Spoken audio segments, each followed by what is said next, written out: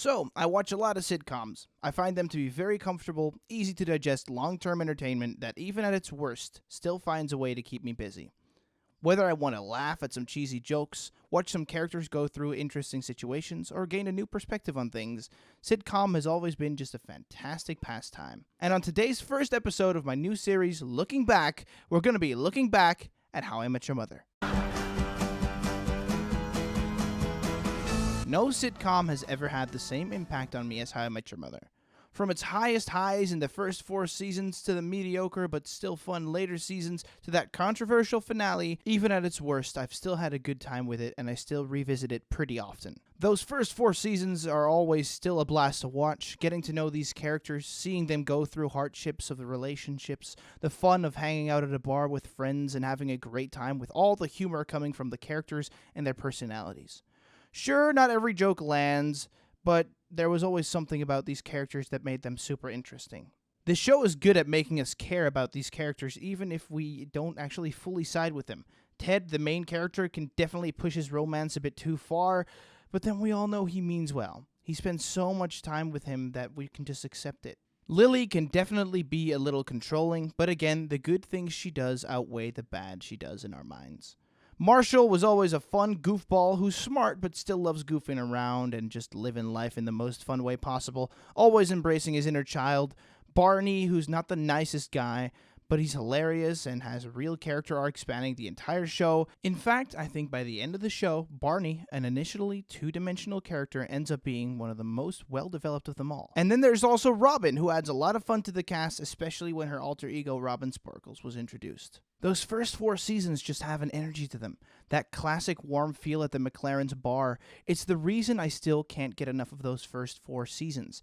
They're just TV classics now and they create this atmosphere of comfort and coziness. I would without a doubt put season 2 of How I Met Your Mother as my favorite. And I wouldn't really see it as a bad thing that they peaked so early, as season 2 is just straight up fantastic.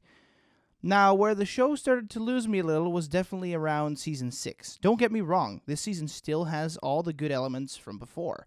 That classic feeling, the fun humor, and it has what I think is my favorite emotional arc of the entire show, Marshall's acceptance of his dad's death. It's incredibly impactful, especially for a TV show that has mostly kept its darker moments pretty tame. Barney finally finding out who his father is and accepting it also works really great. But here come the negatives. I really don't like Zoe, and by really not like Zoe, I mean that this girl actively annoys me every time she's on screen. There's some fun scenes with the captain who's introduced now because of her, which is always fun. But damn, that Zoe really just gets on my nerves. She's constantly working against Ted, and she always has this attitude about her. So season 6 still has a lot to offer, and I genuinely like parts of it, but it was the beginning of the decline for the show. And well, at least it wasn't completely forgettable like season 7. Seriously. I've seen this entire show like somewhere between 5 and 10 times, and I keep forgetting what happens in season 7. I mean, literally, I only remember the ducky tie as that became iconic later. But seriously, man, season 7 is so bland and forgettable. It's not awful. In fact, Barney has some fantastic character growth here. At times, I'd consider Barney the actual main character in this show, as he goes through a lot and actually has a compelling character arc that doesn't feel like it's torn apart by weird creative choices. So, season 7, it's fine, it's there. Fans like me will watch it and get through it, but I don't think it will be anyone's favorite or least favorite season. It's not god-awful, it's not incredible. It didn't become a classic, it's just kind of there. And for me, season 8 really picked up again. Even though the writing was kind of average, a lot of fun stuff happened this season.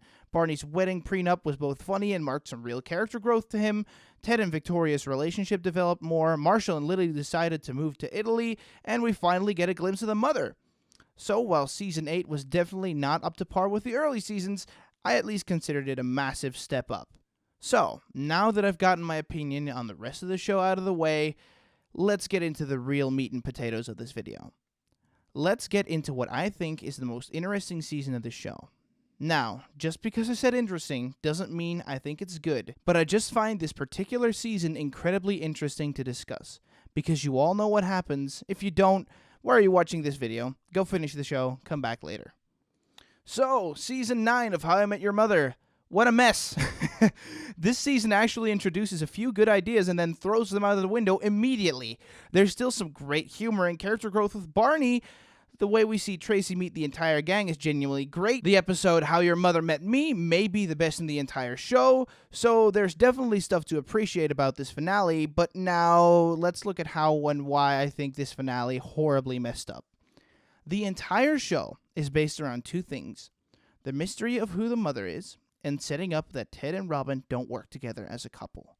In Season 1, we're introduced to Robin, and we see that mostly there isn't a whole lot of mutual attraction, and that it's mostly pretty one-sided. Later in the show, we're consistently shown Ted trying again and again with Robin, and it eventually still turns out to be a no for them. On Season 9, Episode 17, Sunrise, Ted and Robin's character arc is officially complete. We get a silly but metaphorically rich, wonderfully done shot of Ted finally letting go of Robin.